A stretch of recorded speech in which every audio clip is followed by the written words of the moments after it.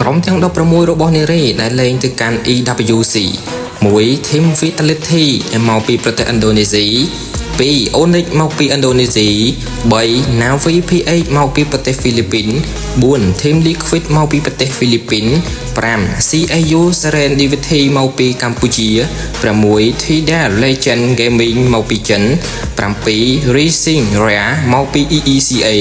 8 Navi Omvai មកពីប្រទេសម៉ាឡេស៊ី9 Twice Mind Orichi មកពីមីណា10 Tiro Queen មកពីមីយ៉ាន់ម៉ា11 Team Falcon Vega Mena មកពីអាហ្វ្រិកទី